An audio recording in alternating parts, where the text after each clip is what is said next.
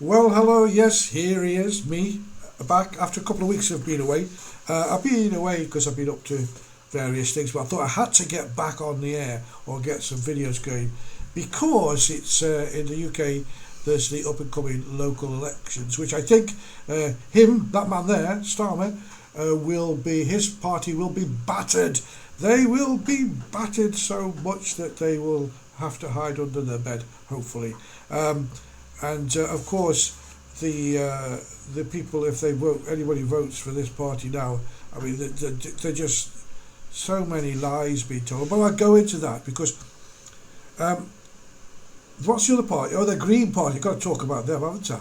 I mean, I always used to think that the Green Party were kind of, the environmental party. They safeguarded our coast and our waters and all sorts of green stuff, but not too radical, except when they were out on ships at sea and doing what they do. But anyway, I could tolerate that because they were doing it with all the best will in the world. But now, no, the Green Party have been actually infiltrated by ridiculous, the vice deputy chairman, there's two deputies and two deputy leaders. One of them's called Mosim Ali. He stood on.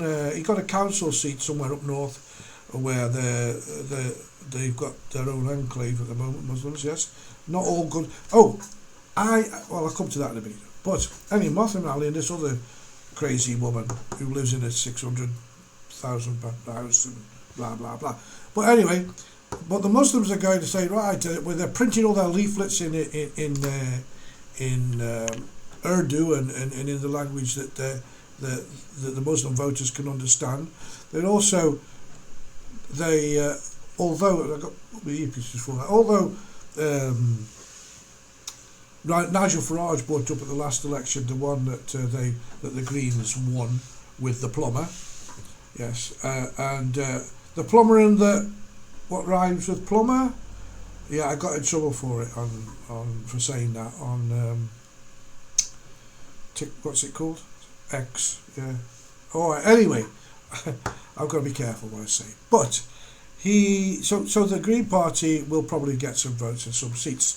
So getting back to reality, but generally I think, and I am biased because I do like the man and I like the party. It's shaping up well. It's a new party, lots of new people in it, although they've got some old Tories in there. But Tories who've got morals, and Sarah Pochin and Lee Anderson, and there's David Ball, Richard Tice, and others that have joined over and got over. Well, they need them to settle them into Parliament because I believe that the Reform Party, in my opinion, my unbiased opinion, is that they probably will they will get into government and Nigel Farage will be the next Prime Minister. This is my prediction, but then again, who knows? It's a funny old world, isn't it? But today, I'm going to talk about something that's really worrying me. And I know we've got these elections coming along and blah, blah, blah, and everybody's talking about it. But the UK and Europe are on the road to disaster. In fact, there's two roads to disaster in the UK. And I'm going to talk about both disasters. And one concerns this Muppet here, and the other concerns the Islamists, the crazy Islamists. Now, I, for a long time, been speaking about the takeover of the UK and Europe by radical Islamists. I've been doing it for a long time now. And before you start and say, you're a bloody racist, you are anti-Muslim. I'm not. There are many good Muslims who came to the West to make their new life. They came with their religion and they followed their religion. And I can remember, the 70s, and I still have very good Muslim friends because they understand me. They know I'm not a racist. But I have been labelled this because I talk about the radical Islamists, which are awful, aren't they? Yes. So many Muslims came to the West to make a new life, and to benefit from what the West can offer, whilst following their own religion. What's wrong with that? Nothing at all is wrong with that. And like many others, they brought their own religions, it seems, and they seem to assimilate into the UK. And many good Muslims did this, like they did many good Sikhs, and well, all the Sikhs and all the seem to. They don't give anybody any trouble. They follow their religion, and they assimilate into our society. They're not trying to change it or enforce their laws or their ways on us. It's just them, not Muslims who are nice Muslims. They could get on and live quite happily, following their religion, and but it's what's come now. The problem is the radicals. They come and they put the fear of God into good Muslims, their God, our God, any God you like, and force them to conform. And this is the sad part. You have to remember the countries that these people, they've seen these radicals in the countries they've come from. They know what they can do. They know they're not safe. They're afraid. We're not afraid because we're too stupid. We don't really know what they can do, but I think we're finding out. So many, like they're anti-Jewish, and so many synagogues being burnt down, and all sorts of things going on. Even today, as I speak to you right now, there was a stabbing in Golders Green today. A guy running down the street randomly starting to stab Jewish people in Golders Green. Well, there you go. So the problem is the radicals, and they came here to put the fear of God into good Muslims and force them to conform. Why, you may ask, and I will answer, are they so frightened? They're frightened because they don't, can you imagine being in a society, in a little enclave, and then these radicals come into the mosque and start preaching all their hate and take over and share law and all this kind of stuff, and then they get scared and they just conform. So instead of me telling you all this and telling you about the bad Islamists that are trying to take over the world, I thought, you can't shout at me, let's shout at somebody else. So what I want you to do, first of all, I'm going to play a guy called Colonel Richard Kemp. Now, he's a former commander of the British forces in Afghanistan and an outspoken commentator on security issues.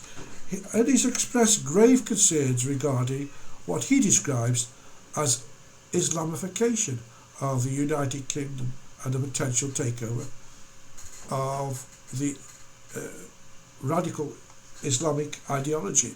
So let's first, because then you can't blame me, let's hear it from other people, not me. And I'm telling you what, you'll be surprised who's trying to warn you against what's going on. But let's listen to Colonel Richard Kemp first. No government, either the government now or no prospective government of the UK, has the guts to stop it. If they want to take strong action to prevent the Islamification of the UK, then it's going to mean big trouble for them. They don't want trouble. They look 4 years ahead. They will kick the can down the road to somebody else. And I think the end result of that is very likely to be civil war in Britain, where the indigenous... Physical civil war. Actual civil... I'm not talking about the American Civil War. No. Armies. I'm talking about something more like Northern Ireland, but on a much more intensive scale, where you have the indigenous British and the some of the immigrant population and the British government all on three different sides fighting against each other. And if I'd be very surprised if that doesn't happen, because there's no prospect of the government, any government today, stopping this from occurring. Well, there you go. I mean, his prediction of civil war. Now, Kemp has warned that the current trajectory in the UK characterised by increasing Islamist influence, which is what I say. These Islamists are infiltrating good Muslims and they're creating havoc in society. And I believe that the good Muslims, they just won't come out and say or speak up because they too are afraid. It's likely to result in physical civil war. Do you really want that to happen? He's compared to a much larger version of the Northern Ireland conflict, that sectarianism which we saw there. So, do we want that? There's no other group that are trying to take over the country. And now I want to let you listen to somebody else. I'm going to put you two or three of these, because then you can't blame me and say it's just you being racist. It's not me being racist. It's on the cards. There's two trajectories that we can take, and we're right now talking the first one, and that's the takeover of the UK and Europe by radical Islam. Now, Zia Yusuf, now he's a former banker, Shadow Home Secretary to the Reform Party now, UK, and described himself as a British Muslim patriot, which he is. Listen to the man speak. He has positioned himself as a leading voice against what he describes as the real and growing threat of Islamist extremism in the UK. Let's have a listen to what Zia's got to say, shall we? Here we go. Finally, and perhaps most importantly, as Home Secretary, I will confront the real and growing threat of Islamist extremism that has been allowed to take root here in Britain. It's been tolerated for too long. Tolerated out of fear of being called names. It's a national scandal that Jewish people are being harassed on our streets and even on our public transport. As Home Secretary, I will not mince words, and I will not flinch in the face of progressive outrage. We won't make the same mistake as David Cameron, even when he had a report on his desk as Prime Minister, stating that the Muslim Brotherhood was deliberately incubating Hamas. He still failed to prescribe it. Well, as Home Secretary, I will immediately prescribe the Muslim Brotherhood and the Islamic Revolutionary Guard Corps as a terrorist organisation, along with any other organisation that promotes extremism in Britain.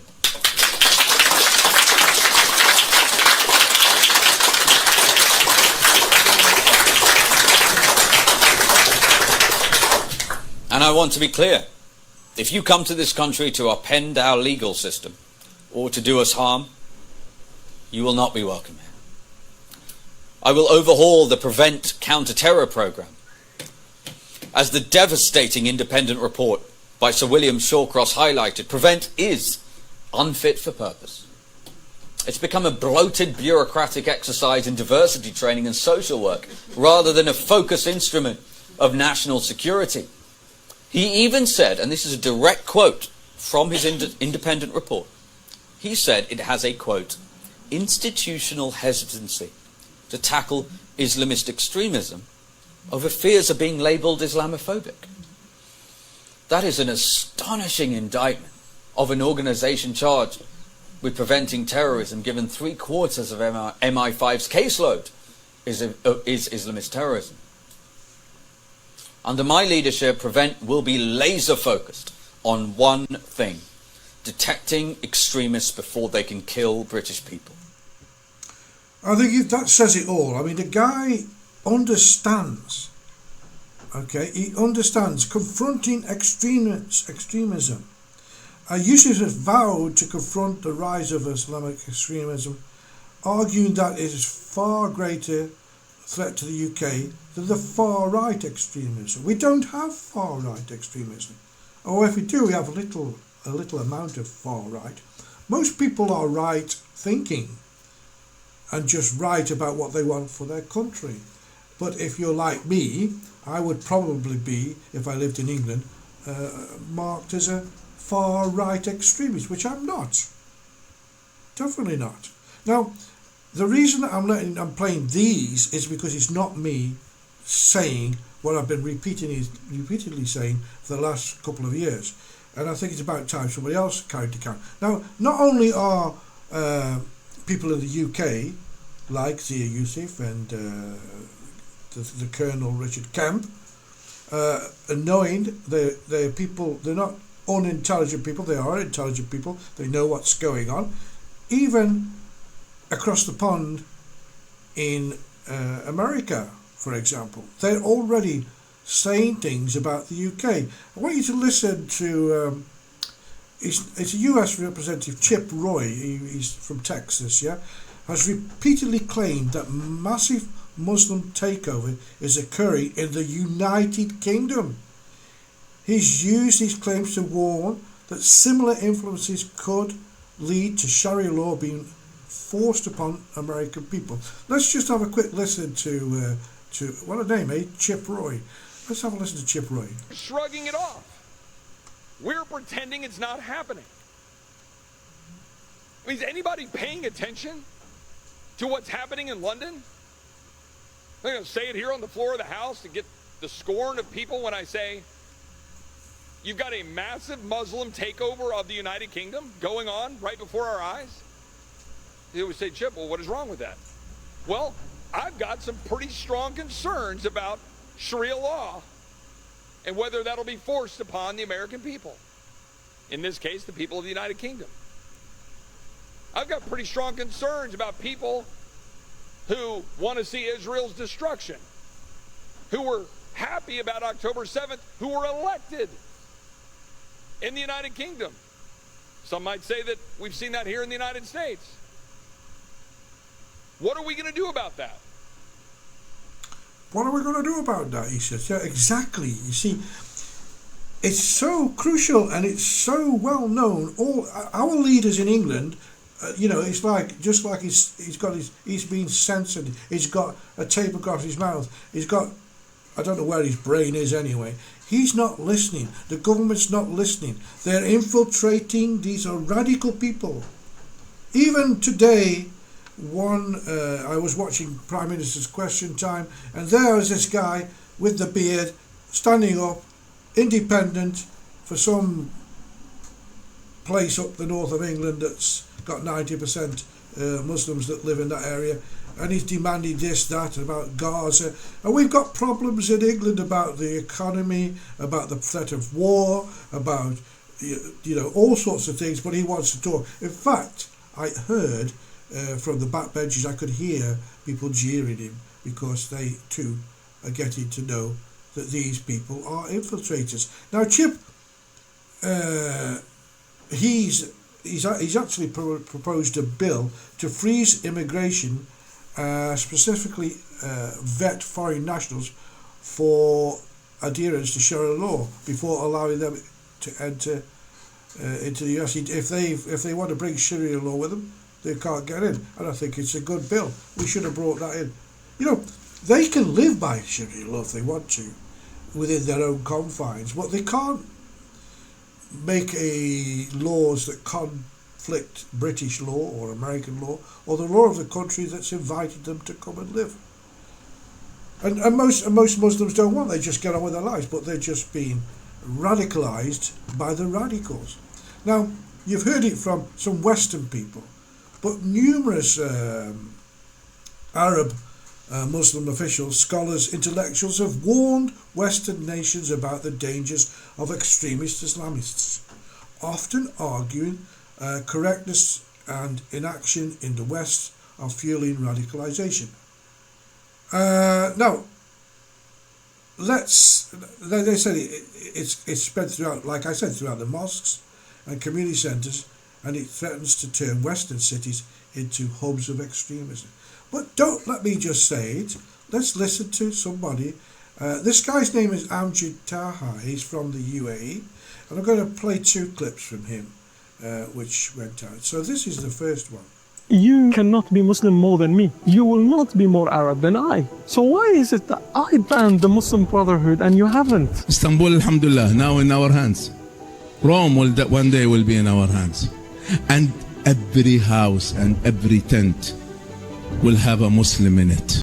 So every house and everything will have. These are radical people, and this again. Amjad Taha is a very brave man from the UAE, but he doesn't have to, because the UAE are moderates. In England, the Muslim Brotherhood are not banned, and so have other organisations that fund these ridiculous people who want to destroy the West, But in their country, the UAE, these people are banned. Their organisations are banned. But no, England, it's like the Iranian war that's going on now, or the conflict that's going on now. The government of Iran, that's wherever's left of it, sent a message to the Iranian embassy in London to say that all you good Iranians should give your life now, become martyrs for the good of the Islamic regime that we have. In other words, they're asking people who live in England, who are from Iran, to martyr themselves, and yet the embassy's still there. These people, that embassy should be closed and they should be ejected, because there's again, and I have a very, very good friend who originates from Iran, and his father, I believe, was one of the leaders of the peace movement in his time, years and years ago. But I won't say his name, but he's a very, very good friend of mine. And they left the anti-regime, and most of the Iranians that live in the UK are anti-regime. They when it became a Muslim country, they didn't really pray as Muslims. They didn't want it. They just did it for lip service because they're so afraid of that regime. But I digress. So you see how the world has been affected by these people. Now, as focus on Muslim Brotherhood and many Arab nations, particularly in the UAE, Egypt, Saudi Arabia, have designated these people, the Muslim Brotherhood and Islamic Relief, as terrorist organisations, and warned specifically UK, US against hosting, funding and treating them as a legitimate political entity. They're not. Let's hear another comment from Amjad Taha. Travelled to the Islamic State to fight in its ranks, then joined the British Armed Forces. We are coming and we will destroy you. There is an evil inside your society now, using that policy of freedom of speech to abuse it and to destroy your society. As he said, they're abusing their freedom of speech. Now, they can say a lot more than I can say. My freedom of speech is being curtailed. But theirs, if you go through all the social media platforms, you'll see many people who are calling for jihad, saying what's going to happen when they take over, telling people how they're going to be treated. This is filth, as far as I'm concerned. And as far as these good Muslims are calling you out, they're saying, what are you doing? My freedom of speech is curtailed. But the radicals seem to get away with it.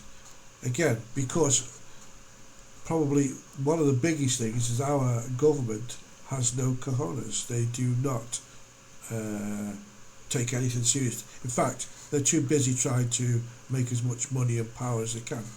But I'll be coming on to that. But what I'm discussing right now is the two roads to ruin of Britain and possibly Europe.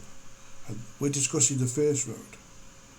Okay, so I'm going to leave the last word to the UAE Foreign Minister Sheikh Abdullah bin Zayed.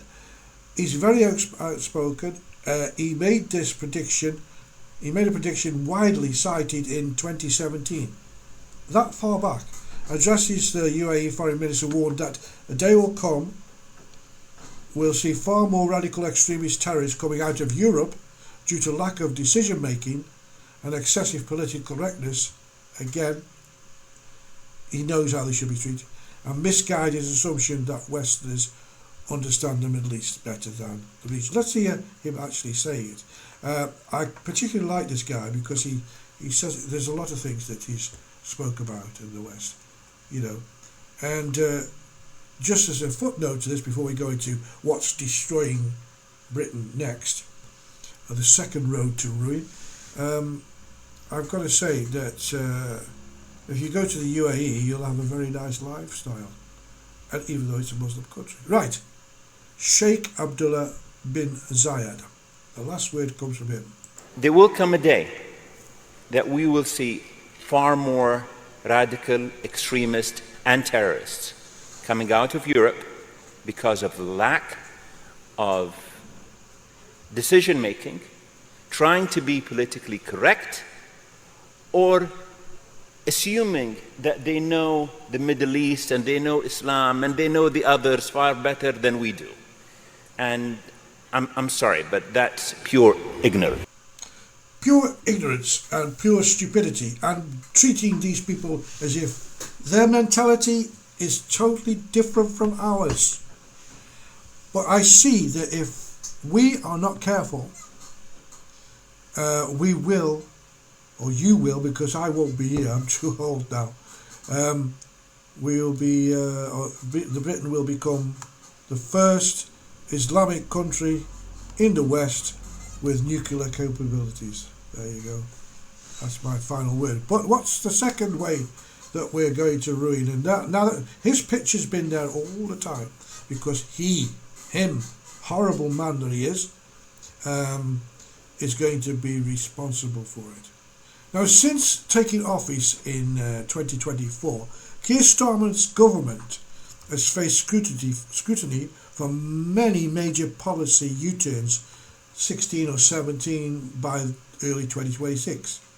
But I want to look at some of them, and the reason I'm going to look at them is because this, we'll come to a conclusion at the end, but this party is slowly taking away your rights, slowly twisting the knife, slowly making that you can't survive, turning us into probably a third world country that we can't even grow our own food. We're in so much debt, but we'll come to why he's doing it. Okay, so Shushman. Now, let's look at some of these U-turns that he's sort of got into. Let's start off with this one, shall we?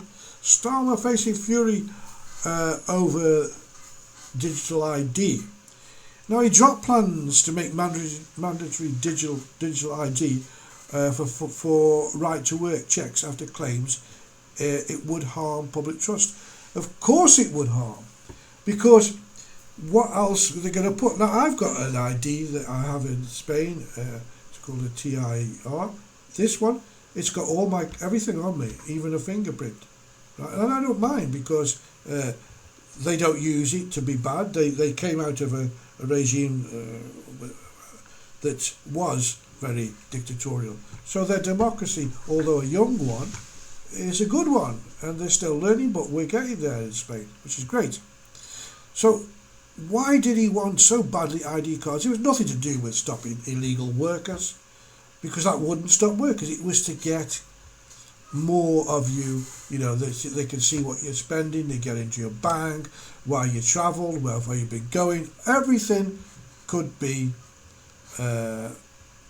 looked at through your ID card, and the public kicked up. So he did a U-turn, which he's good at. He's very good at doing U-turns on ID cards. But then, what else?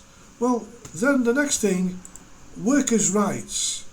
Now, this was absolutely tried to destruct business, tried to destroy business, because Labour Employment Rights Bill, day one rights. So that meant you could turn up for a job on your first day and be absolutely rubbish at it, be rude to your boss.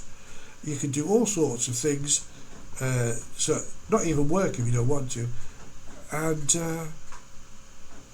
the government has protected you. You can't be fired, and if you do, you can claim compensation for being fired. It's not as simple as that, but basically that's what it meant. Now, he retreated from full 1 day rights, and they moved it down to 6 months after so many businesses lobbied to get that change, which is ridiculous. And I think if you run a business, you're taking a risk with your money, your health, everything when you start a business. And people who work for you should be grateful for a job. You pay part of their national insurance, and they pay theirs, and you pay them wages, and hey ho, everything's well.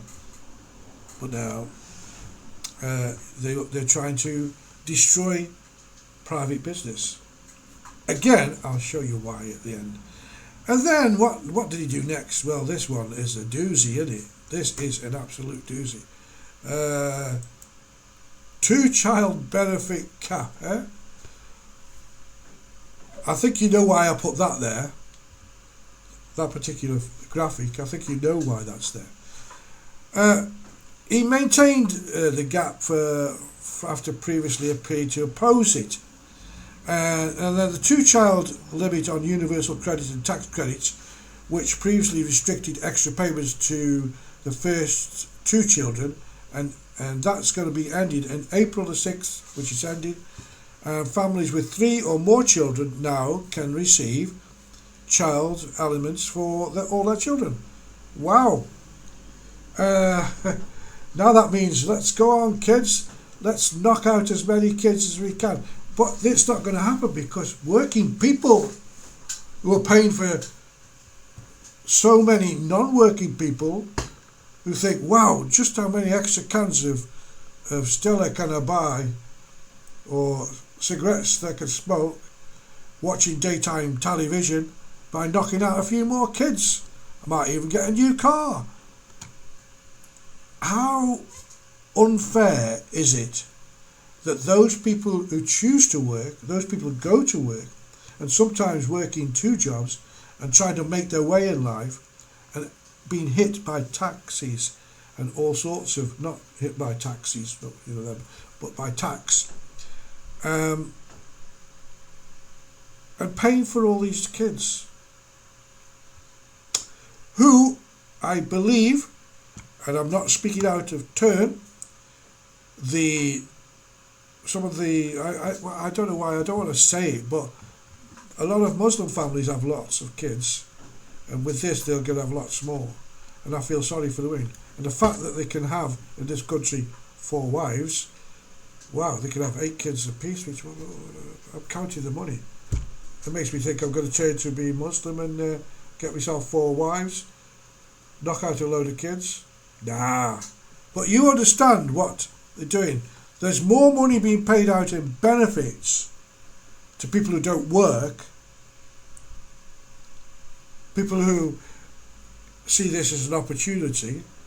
Probably have all these raggy ass kids running around now who are not taken care of properly. But anyway, so there we go. Another U-turn. The one that I think was really, really bad, and I'm not going to do them all because we have painted a picture of this government and the people within it. I mean, Rachel Reeves, or Thieves as she's known, the lady from accounts, knows nothing about running a country's finances. But what about this one? I believe this was terrible. The inheritance tax on farmers. Reverse plans regarding agricultural property relief. Now the U-turn, what was it? The government reversed its original proposal to levy 20% tax on agricultural assets over 1 million. Now come on. Farmers who've had land for years and years and years, yes, it's going to be worth maybe multi-millions, but they're very, very equity rich, but cash poor. They can't afford tax. They work all the hours God says. Most farmers are very dedicated. They do it because they love it, not because it's easy work, it's hard work. And when they've worked all their life and want to pass the farm on to their family or to their sons, daughters or whatever, they're going to have tax so high that they have to sell the farm to pay the tax. It's sick. Anyway, they changed that. Now the new 2.5 million threshold per individual means fewer farms are affected. Yes, it's still it's very wrong. It's an industry which needs lifting up, not pushing down. And I believe inheritance tax and passing your farm on to your family to continue to provide food and grow things and animals for the good of the rest of the population. There shouldn't be any inheritance tax at all. Why should they get their greasy little horns on it? They shouldn't. And another thing which they did, I mean, I'm 100% with the farmers, I really am. But then, what else did he try to do? What else did he try to do? And then had to do a U-turn.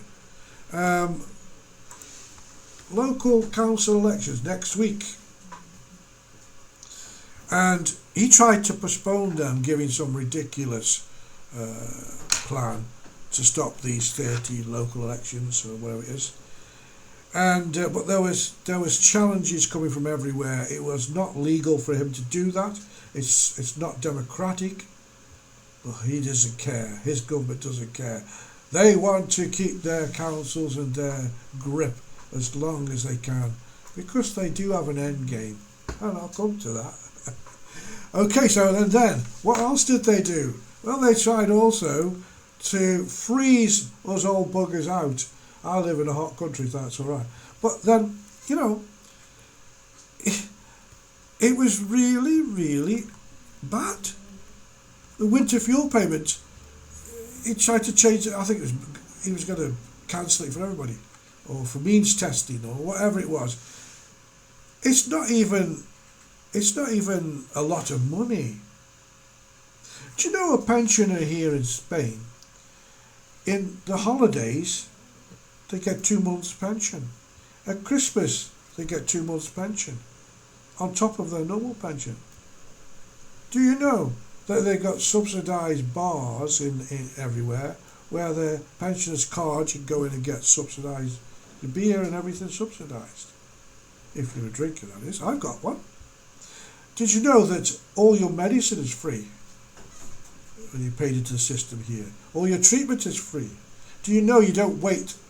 I had 2 operations 2 years ago now, in 1 year, because they diagnosed the problem in about 2 weeks, and within 4 weeks I was in hospital having an operation. And then I came out, and then I had another bit of problems. They diagnosed it straight away. 4 days later, I was in having an operation. And look at me, coming on for 73 this year, because their NHS, or Central Salud as we call it here, they take care of you. And yet, what they want to do is starve the old pensioners out, make them cold, make them they can't afford to put the heating on, and hopefully they'll die before they claim the pension. It's sick. Sick, that's what they are. Do you not understand? And a lot of young people also say things like, oh, they're living too long, we can't afford them. They didn't say that when they were changing your nappy. They didn't say that when they sent you to school. They didn't say that when they were paying high amounts of tax from in comparison to what they earned for your future and your education, did they? And their wisdom and their life experience should be a benefit to you, not a loss. So think on when you say pensioners shouldn't get a pension. It's a benefit. It's not a benefit. They're paid in, and it's a right. It's not the pensioners' fault that the subsequent governments have handled the pension fund in such a bad way that it didn't make enough to keep up with inflation or whatever it is they'd had to keep up with. Anyway, that's an all new, different story if we want to go there. So, winter fuel policy, another U-turn. And of course, the one that I really gets up my nose, and you call it what it is, grooming gangs inquiry.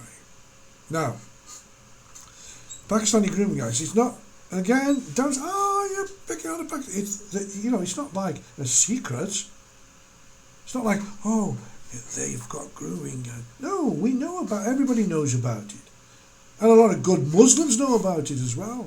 I've talked to my friends, and they know of people who've been involved in that, and they get ostracised, don't worry. They have to be careful because they get the backup of the Islamists. It's okay to stick with a 9-year-old. If she's menstruating, you can blah, blah, blah. We won't go there. But grooming gangs inquiry, they reinstated a plan for central government-led inquiry after initially rejected. Now, my theory is that they're trying to protect many established figures. That's why they tried to, but they did the U-turn, and there's going to be, or is one happening. Will it get through into the truth? Who knows?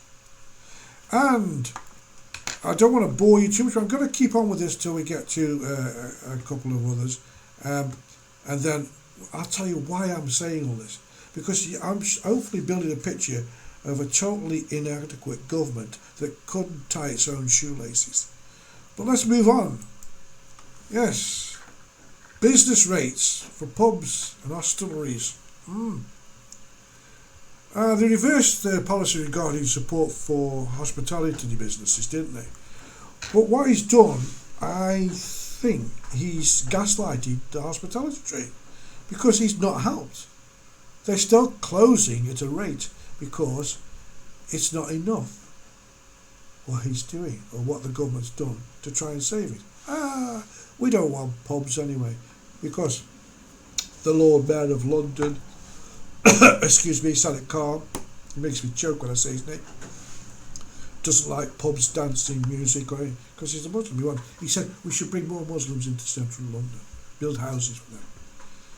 Okay, well, there you go. I believe they could take more Muslims in central, but it should be nice ones, not Islamists. And of course, Rachel Reeves has helped so much with our finances, hasn't she? Physical rules. Now, I'm not a financier. I'm not that educated in health.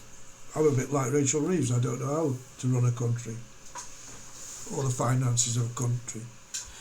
But as far as I know, they adapted a new approach measuring debt compared to initial proposal, right? So, UK Chancellor Rachel Reeves faces pressure to revise physical rules following U-turn on welfare, agricultural and non-dom tax policies, with 20 billion to 30 billion of physical headroom. Now, I do think that headroom is for emergencies. You know, like you have a piggy bank and you break into it when you need it. I think that's what she was trying to cover. Need to meet self-imposed targets. She wants to do that by 2031. The reversal, along with the continued income tax threshold freezes lasting until 2031, there you go, are aimed at balancing the budget while funding public services. It's impossible. It's impossible.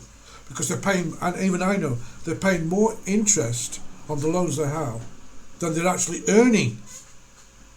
So how are they going to pay that off, I don't know. But anyway, anybody who's a person who knows about financial stuff will know what I'm talking about. All I know is that the country is getting deeper in debt. It's like that song, isn't it?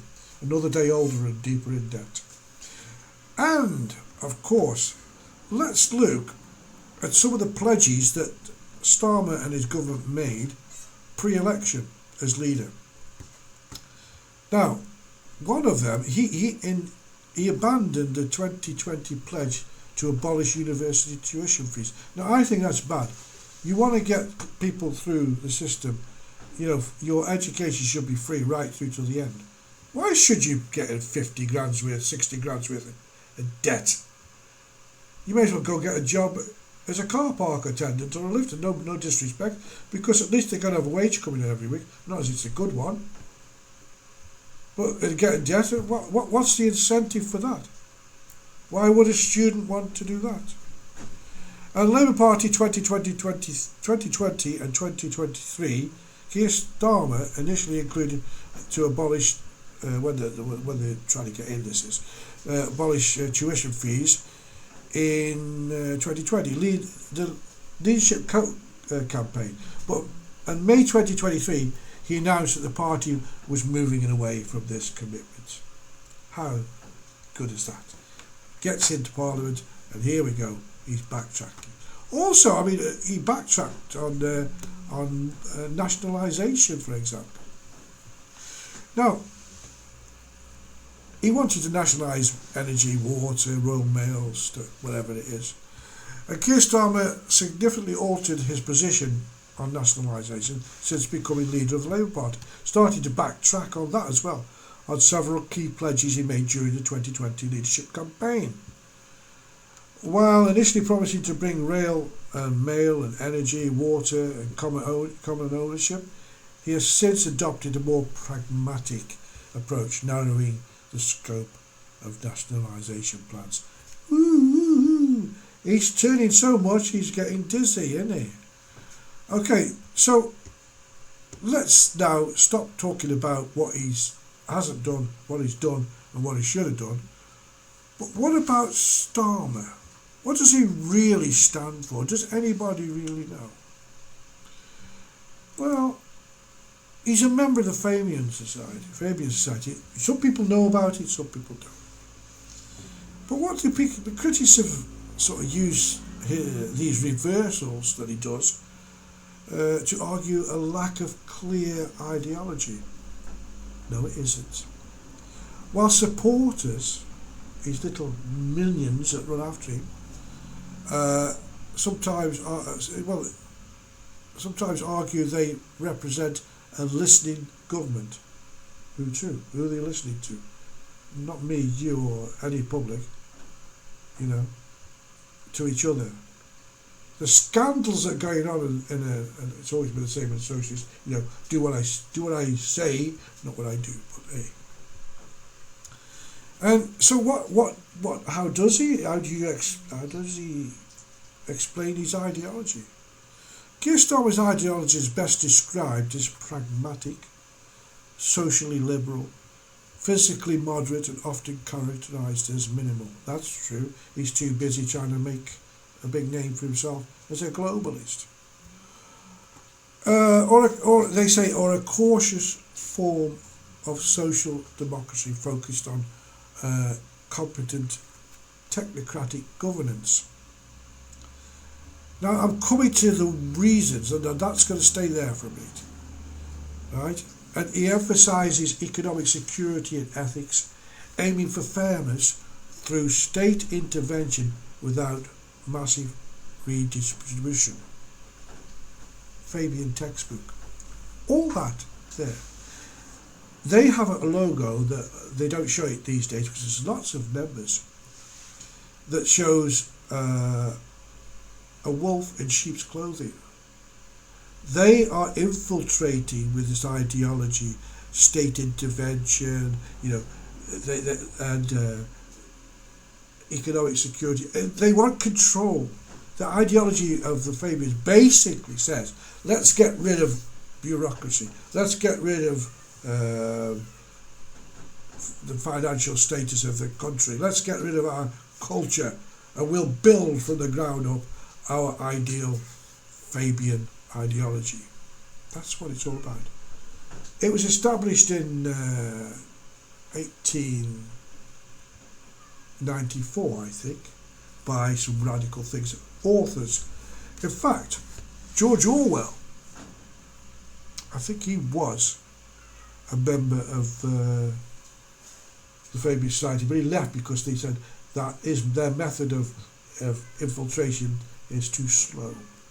And it was no reason, when he wrote the book 1984, there was a little twist there, because 1984 was exactly 100 years from 1884, from when that was, the Fabians was. Did you know Beatrice Potter was one? Her name was, she's married to a guy called Webb, and he was one. Quite a few influential thinkers, not doers, helped to establish they actually helped to establish the Labour Party. And, the rest is history. But basically, about 2/3 of the Labour Party are members of the Fabian Society. But what he faces more criticism from, for example, this part is what I don't like. He stop interfering with freedom of speech. Prime Minister Keir Starmer has faced criticism over potential free speech restrictions through enforcement of the Online Safety Act. Proposed, that's what it was. I don't know if it can enforce because I don't take any notice of that. Stringent. Now he uses the reasoning, which I don't like. Stringent regulations on social media to protect children. It's not for that, believe me. While Starmer asserts a commitment to free speech, bullcrap, as a founding value, he draws the limit regarding content that causes real harm, incites violence or harm to children online. He's emphasising that he's doing it for the sake of children, which is absolute bullcrap. He's doing it because, again, he's part of the control that he wants. He wants that control. ID cards, controlling what you can say or not say. he's got the thought police. That's straight out of Orwell's book. You know, you should all be careful, because the Labour Party of today is not the Labour Party of the I knew of Harold Wilson and such like, who were for the workers. These people now are champagne socialists. They want to make life hard for you and easy for them. And believe me, if you don't get rid of them and show that, give them a good signal in these local elections, and hopefully there, by the grace of whichever God you do follow, whether it's Allah, Jesus or whatever, Shiva, I don't know all the gods, but there you go. Good luck to those that follow them. We might even get a general election. But that's it. That's what I try to get.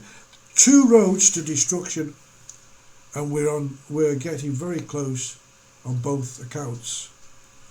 If the first one doesn't get you, the second one will. It has to stop. You have to do something. Use your vote. Always use your vote. Now, time to go. What's on? Have I got something on there? What's on there? Got something on there? Because he knew I loved his wife. Oh no, sorry, that's the TV. I got my TV station, as you know, Best Before TV. I'm finished for today with my rant. Best Before TV, I show old TV series and old films and film noir and that kind of thing. 24 hours a day, free of charge. Just go there, bestbeforetv.com, or on Rumble. And I'm so happy because in Rumble, I've had over nearly 600, nearly not far off 700 views on that TV station, which means I must be doing something good. But this is a party political broadcast on the behalf of the old git. Now, I need to buy more equipment. I want to be more streamlined and more make things easier, because I do it all myself. And somebody said to me the other day, your intro to your show is very long, and I said yes, because whilst that's playing, I'm putting buttons and things in place so that I can, you know, go straight into it. I haven't got an engineer, so I'm looking to buy more equipment. That's what I am. So you can send me a tip. Go to Rumble and watch me stuff on there, and you can donate there. I think, yeah, you can. And I've got a crypto wallet on there. Yeah, listen to me showing off. So yeah, every little helps. I want to buy some stuff that helps changing things over quicker, and I need a couple of big hard drives, because I've got so much information, and it all has to be, you know, archived after I've used it. Okay, so that's the old man, the old git. He's had his rant for today. Hopefully, I'll see you very, very soon. Until the next time, people, stay safe and vote for the right party. If you vote for the Greens or you vote for Labour, I don't care who else you vote. You can vote for who you like. It's not my place to tell you. You are from the same mental institution as they came out of. How's that? Have I insulted you enough? Good. Right. Time to go. Yeah, let's just have a quick... No, we won't. Let's go. See you soon. Be good, and ease that intro, outro that's too long. Bye.